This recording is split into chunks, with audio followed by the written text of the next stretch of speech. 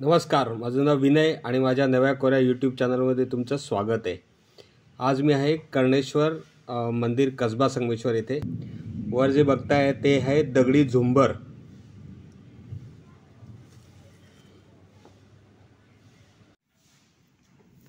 हे आहे कर्णेश्वर मंदिर आणि हे आहे गणपती मंदिर। या गणपती मंदिराच्या खालच्या बाजूला आहे श्री लक्ष्मी नृसिंह मंदिर आणि तसंच खाली उतरलं की आपल्याला संगमेश्वराचं देवालय लागतं। तिथे अलकनंदा आणि वरुणा या दोन नद्यांचा संगम होतो आणि त्याची शास्त्री नदी तयार होते, ती जयगड खाडीला जाऊन अरबी समुद्राला मिळते। असं हे अलकनंदा वरुणा नद्यांच्या संगमावर वसलेलं तीर्थक्षेत्र आहे। तीर्थक्षेत्र याचा अर्थ पवित्र ठिकाण, जिथे लोक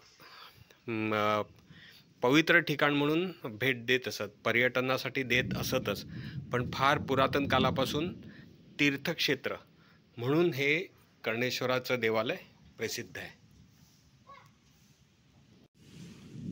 गडगडते आणि पाऊस येण्याची शक्यता आहे। या मंदिराचं मी सर्वसाधारण वर्णन करतो।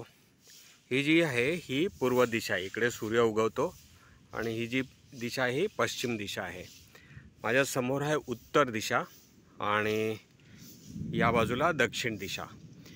आणि हा जो मंदिराचा कळस आहे तो आधी विटांचा होता आणि त्याच्या बाहेरनं दगड लावलेले होते, असं सुंदर असा त्याचा कळस होता। हा जो कळस आहे हा नव्याने जीर्णोद्धारित केल्यानंतर त्याला तो सिमेंटचा आहे आणि बाकीचे हे जे 3 कळस आहेत तेही सिमेंटचे आहेत। हे जे आहेत ही दिशा होते दक्षिण दिशा आणि समोरची होते उत्तर दिशा। आता हे रिस्टोरेशनचं काम चालू आहे, इकडे सगळं रिस्टोरेशन चालू आहे, मंदिराचा जीर्णोद्धार। या मंदिराला बाहेरून हा प्रदक्षिणा मार्ग आहे, असे आपण या मंदिराला प्रदक्षिणा घालू शकतो बाहेरून।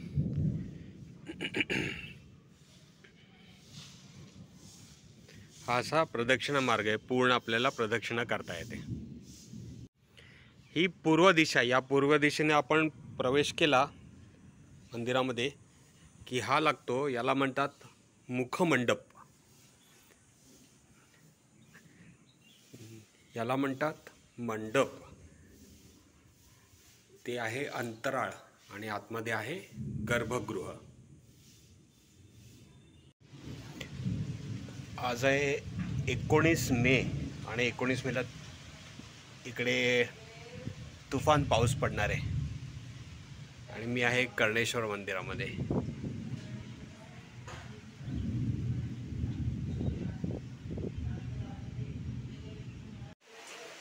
मस्त असा पाऊस पडतोय आणि सुंदर असं वातावरण झालंय। पावसाळ्यात ते मंदिर बघण्याचा आनंद काय वेगळाच।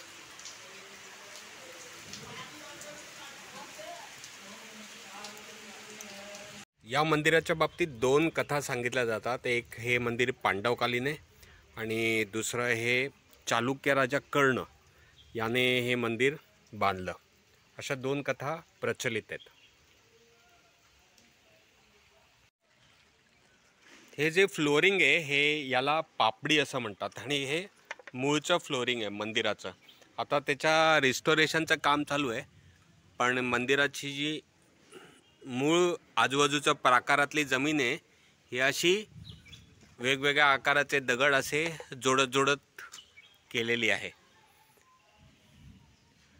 आणि हे मंदिर आहे। जेव्हा पाऊस पडतो, हे सूर्यनारायणाचं मंदिर आहे, समोर गणपतीचं मंदिर आहे आणि जेव्हा पाऊस पडतो तेव्हा पूर्ण रंगच पालटून जातो परिसराचा। ही आहे नंदी घुमटीच्या वरचा ब्रह्मणीची मूर्ती। ही आधी मंदिराच्या कुठल्या तरी एका देवकोष्ठात होती, पण आता ती इथे विराजमान आहे। ही आहे ब्रह्मदेवाची शक्ती। आपण पूर्वेकडनं प्रवेश केला की आपल्याला इथे 2 देवळ्या दिसतात। ही एक देवळी आहे आणि ही एक देवळी आहे आणि या देवळीमध्ये सिंहग शिव आहे, जे शिवाची पुराणकालीन नावं असतात त्यापैकी एक सिंहग शिव म्हणजे सिंहावर स्वार असलेला शिव, तर त्याचा हा द्वारपाल आहे सिंहग शिव आणि ही अतिशय दुर्मिळ अशी ही मूर्ती आहे। आणि ह्या ज्या देवळ्या आहेत इथे देवळे आहेत, तिथे देवळे आहेत. आता त्या देवळीमध्ये तिथे आपल्याला एक कळस दिसतोय. हा कळस आहे हा द्राविडी शैलीचा म्हणजे दक्षिण भारतीय शैलीचा आहे. ते या मंदिराचं एक खास वैशिष्ट्य आहे. आता हा आहे सिंहग शिव, त्याच्या हातात आहे डमरू. हे जे आहे याला म्हणतात खटवांग आणि त्याचा उजवा हात नाही आहे, खंडित आहे. डाव्या हातात ही आहे गदा आणि हा आहे सिंह. हा पूर्ण असा सिंह आहे, इथे त्याला शेपटी पण आहे. त्याला म्हणतात सिंहग शिव. हा दुसऱ्या बाजूचा द्वारपाल आहे, त्याच्या या हातात आहे हे आहे त्रिशूळ, हा आहे नाग, इकडे आहे अक्षमाळा म्हणजे जप घ्यायची माळ आणि आहे गदा. ही सगळी शैव आयुध आहेत आणि हे जे आहेत हा आणि त्याच्या बाजूचा असलेला हे आहेत शैव द्वारपाल. आणि हे पूर्वेकडच्या घुमट्या आहेत देवळ्या 1, 2 आणि इथे शंकराची पिंडी आणि नंदी. ही दक्षिणेकडची बाजू आहे आणि इथे ही जी देवळी आहे या देवळीमध्ये पण मूर्ती आहे नंदी वगैरे. आणि हे हा जो कळस आहे हा दक्षिण भारतीय शैलीतला छोटासा कळस आहे आणि हा वैशिष्ट्यपूर्ण आहे. म्हणजे ही देवळी आणि त्याच्यावरचा हा छोटासा कळस, जसा मोठ्या देवळाला तो कळस असतो तसा या देवळीला सुद्धा हा कळस आहे. हा दक्षिण भारतीय शैलीतला कळस आहे. या मंदिराच्या खास वैशिष्ट्यांपैकी एक वैशिष्ट्य म्हणजे हा जो पूर्वेकडचा मुखमंडप आहे त्याच्या या छतावर दगडी झुंबर आहे आणि हे त्याचं खास वैशिष्ट्य आहे. असं एवढं कलाकुसर असलेलं झुंबर आपल्याला फार क्वचित बघायला मिळतं. दुसरी एक गोष्ट म्हणजे हा इथे आहे, हे आहे शंकराचं मंदिर आणि आहे विष्णू, म्हणजे शैव आणि विष्णू हे जे 2 पंथ होते त्यांचा हा मिलाप आहे असं दाखवणारी ही मूर्ती आहे.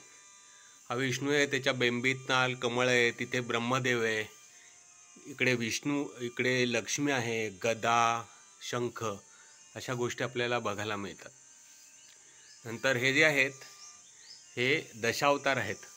तुम्ही असं उलट्या बाजूकडनं बघितलं की तुम्हाला ते दशावतार दिसून येतील. असं बघावं लागतं त्याच्याकडे. आणि सगळे हे दशावतार आहेत आणि त्याचे या बाजूला आणि या बाजूला समुद्र मंथन आणि दधी मंथनाचे सीन कोरलेले आहेत. ही पूर्वेकडची बाजू आहे, पूर्वेकडचा मुखमंडप आहे. हे जे आहेत यांना म्हणतात कीर्तिमुख. आणि हा जो भाग आहे हा याला म्हणतात चंद्रासन.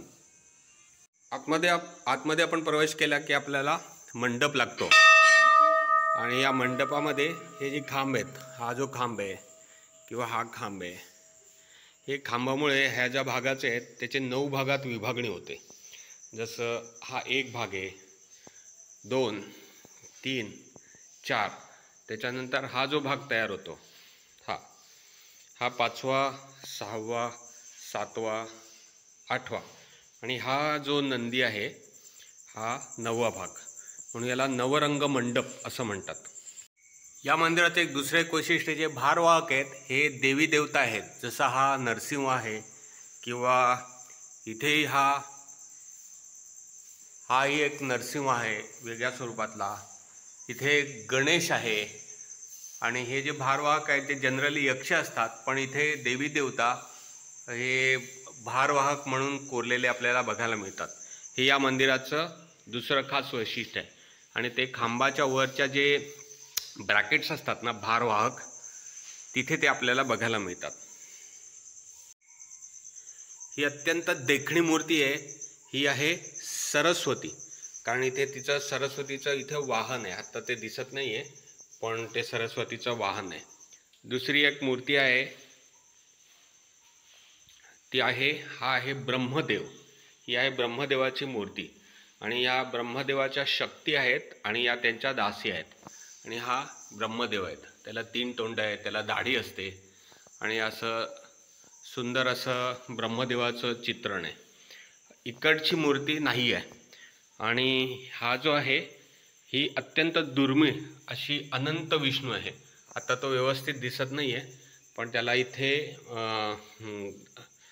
हा भुजंग आहे, हे 5 फड्यांचा भुजंग आणि अत्यंत दुर्मिळ अशी अनंत विष्णूची मूर्ती आहे. आणि अशी मूर्ती कर्नाटकातील बदामी इथे बैठ्या स्वरूपातली भव्य आकाराची आपल्याला बघायला मिळते. असे या मंदिराचं दुसरं एक खास वैशिष्ट्य आहे. 3 बाजूला त्याला बसण्यासाठी ओटे केलेले आहेत. हे बसण्यासाठी ओटे आहेत आणि यांना म्हणतात कक्षासन. ही जी आहे ही आहे रंगशिळा. ही सगळीकडे बघायला आपल्याला मिळते आणि या रंगशिळेवर उभं राहून गायन वादन नृत्य किंवा देवाची आराधना वगैरे करायचं असेल तर या रंगशिळेवर बसून करायची पद्धत होती. हे जे आहेत ह्यांना म्हणतात अर्धस्तंभ. तो खालपासून आहे पण त्याचा वरचा भाग आहे हा वेगळा डेकोरेट केलेला आहे. ह्यांना म्हणतात अर्धस्तंभ आणि तो सुद्धा खूप असा डेकोरेटिव्ह इथे बघायला मिळतो. ही दक्षिणेकडचा अर्धमंडप आहे आणि इथे हा जो आहे हा ललाट बिंबावर शिव आहे. जनरली गणेश असतो पण इथे शिव दाखवलेला आहे. ते पण या मंदिराचं वैशिष्ट्य आहे. हा जो भाग आहे ह्याचे जे स्तंभ आहेत ना हे कमी डेकोरेटिव्ह आहेत, पण आपण त्या साईडला गेलो उत्तर भागात तर तिकडे जास्त डेकोरेटिव्ह असे हे स्तंभ आपल्याला बघायला मिळतात. हा एकदम साधा स्तंभ आहे. याला म्हणतात द्वार शाखा. म्हणजे दरवाजाला जे असतात ना ते नुसते असं प्लेन ठेवलेलं नसतं, त्याला असे पुढे पुढे येणारे भाग दाखवलेले असतात आणि त्यांचे पण वैशिष्ट्य आहेत. असं मंदिर हे असं योजनाबद्ध रूपात बनवलेलं असतं. सौंदर्य शास्त्र वापरलेलं असतं त्याच्यात. हा जो नंदी होता हा 4-5 टन नंदी असेल, 4,000-5,000 किलोचा. आणि समोर जे दिसतंय तिथे तो होता, तिथे त्याचा नंदी मंडप होता. पण मधल्या काळामध्ये तो जो नंदी मंडप होता, नंदी घुमटी, ती कोणीतरी तोडून टाकल्यामुळे तो नंदी उघड्यावर पडल्यामुळे एक 300-400 वर्षांपूर्वी शिवाजी महाराजांच्या काळात किंवा पेशव्यांच्या काळात किंवा व्हॉटेवर हा नंदी इथे आणून ठेवला आहे म्हणजे तो सुरक्षित राहील. नाही तर हा नंदी इथे आधी नव्हता. अत्यंत पवित्र अशी जागा आहे आणि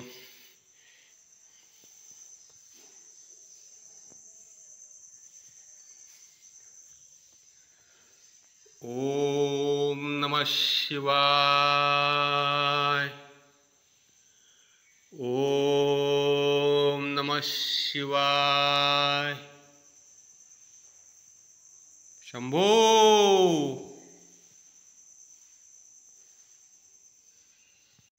हा जो गाभारा आहे त्या गाभाऱ्याच्या वर ललाट बिंबावर गणेश प्रतिमा आहे आणि हे जे 3 आहेत हे याच मंदिराचा जो कळस आहे त्याची ही मिनिएचर म्हणजे छोट्या छोट्या प्रतिकृती आहेत ह्या. आणि ह्या अशा प्रत्येक मंदिरावर आपल्याला आतमध्ये कोरून ठेवलेला बघायला मिळतात. म्हणजे मूळ मंदिराचा कळस हा असा होता. हे मंदिराचा ठेवा आहे. याच्यावर शिलालेख कोरलेला आहे देवनागरी भाषेत म्हणजे मराठी लिपीत. पण तो आता पुसला गेल्यामुळे गुळगुळीत झाल्यामुळे फारसं काही लक्षात येत नाही. पण हिला म्हणतात गधेगळ.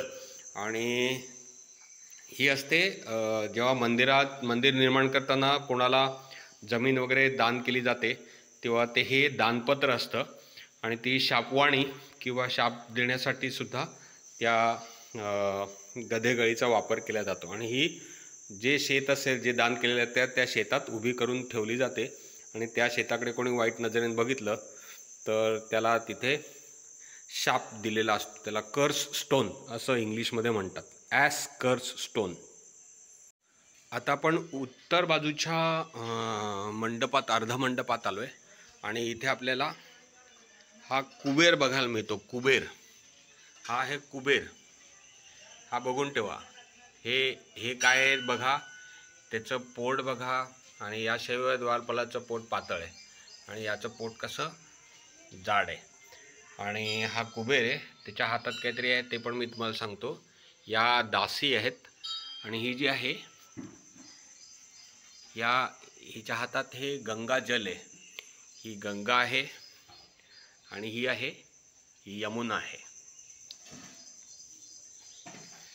आणि हे पूर्वेकडचा भाग आहे, उत्तरेकडचा. हा जो कुबेर आहे, हे जे फळ आहे हे म्हाळुंगीचं फळ आहे, ते सृजनाचं प्रतीक मानलं जातं. आणि ही जी त्याची थैली आहे ही त्याने मागे घेतली आहे, इकडे पण आहे तिकडे पण आहे. तर ते मुंगुसाच्या कातडीची थैली असते आणि त्याच्यात कुबेराचं धन असतं. हा कुबेर आहे. असा वैशिष्ट्यपूर्ण कुबेर आपल्याला उत्तर मंडपात बघायला मिळतो. हे जे आतमध्ये आहे हे कक्षासन आहे. आणि या कक्षासनाच्या बाहेरच्या भिंतीवर अशी गायनवादन नृत्य करणारे माणसांचे शिल्प कोरलेले आहेत. आणि त्याच्यामध्ये एक वैशिष्ट्यपूर्ण काही मूर्ती आहेत. जशी ही आहे नारसिंही, म्हणजे नरसिंह आहे त्याची शक्ती, अशी ती कोरलेली आहे. आणि इतरही काही मूर्त्या कोरलेल्या आहेत. आणि इथे गणेशही कोरलेला आहे आणि वराह सुद्धा कोरलेला आहे. मल्लयुद्ध कोरलेलं आहे किंवा हे जे काय असेल हे लढाई कोरलेली आहे. असे गायन वादन नृत्य आणि बाकी त्या काळातल्या ज्या प्रचलित प्रथा परंपरा, लोकांची राहण्याची पद्धत असेल, लोकजीवन, असं ह्या बाह्य अंगावर कक्षासनाच्या बाहेर असलेल्या चौकटींवर कोरलेलं आपल्याला बघायला मिळतं. आता थोडं हे दगडी झुंबर आहे. हे दगडी झुंबर हे स्पेशल आहे, तुम्हाला सांगितलं. हे जे आहेत ना 1 2 3 4 असे हे 8 दिक्पाल आहेत. पण तुम्हाला इथे आलं की मूर्ती दिसणार 24, कारण हा जो मधला आहे हा दिक्पाल आहे आणि त्याच्या बाजूला चौरीदारी सेवक असतील किंवा बाकी सगळे लोक असतील, त्याच्या बाजूचं डेकोरेशन आहे, हे 3 मिळून 1 होतं. मधला हा तो अष्टदिक्पाल आहे आणि बाकीचे 2 सेवक आहेत. आणि त्या दिक्पालाबरोबर त्याचं वाहन आहे. समजा हा निवृत्ती आहे तर त्याच्या खाली प्रेत किंवा माणूस असं त्याचं वाहन असतं. त्या 2 ह्याच्यामध्ये व्याल नावाचं एक ना माणूस ना सिंह ना असा एक मिश्र असा प्राणी कोरलेला प्रत्येक ठिकाणी आपल्याला बघायला मिळतो. ॲक्च्युअली हे 8 आहेत दिक्पाल, पण तुम्हाला इथे मूर्तीवर दिसतील 24. आणि ते ह्या मंदिराचं एक खास असं वैशिष्ट्य आहे.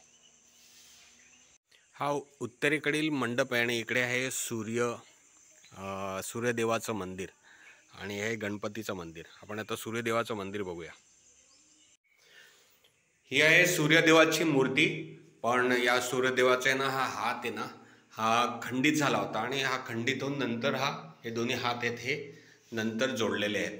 कारण जनरली सूर्यदेव असतो त्याच्या हातात शिल्पशास्त्राप्रमाणे कमळाची फुलं असतात दोन्ही हातामध्ये, पण हा अभयमुद्रा आणि त्याच्या हातात कलश आहे.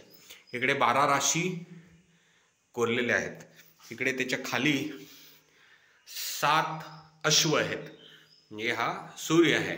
आणि अत्यंत देखणं असं सूर्य मंदिर जे कोकणामध्ये 3-4 ठिकाणीच आढळतं. जसं कनकादित्य असेल किंवा माझ्या मते आंबव गावात एक सूर्य मंदिर आहे. अशी सूर्यमंदिरं फार क्वचित आढळतात.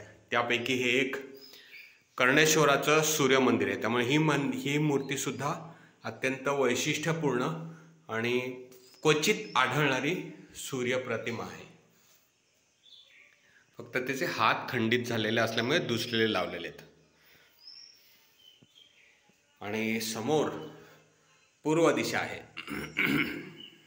या मंदिराची जी वैशिष्ट्ये आहेत त्यापैकी अजून एक वैशिष्ट्य म्हणजे हा असलेला मकर प्रणाल. प्रणाल म्हणजे जे आपण शंकराच्या पिंडीवर पाणी वाहतो ते ज्या भागातनं बाहेर येतं त्याला म्हणतात प्रणाल.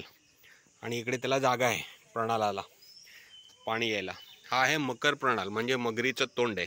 मगर हे गंगेचं वाहन समजलं जातं आणि इतकी वैशिष्ट्यपूर्ण डेकोरेटिव्ह मकर प्रणाल पूर्वीच्या काळी कोरले जात. आणि ते वायूचं वाहन आहे. वर वायू कोरलेला होता पण आता तो खंडित झाला आहे. असं मकर प्रणाल हे या मंदिराचं एक अत्यंत खास असं वैशिष्ट्य आहे. तर इथे आल्यावर तुम्ही ह्या पण गोष्टी बघणं गरजेचं आहे. हा जो पुरुष आहे हा वायू आहे, हे वायूचं वाहन आहे, पण वर तो भंगला आहे.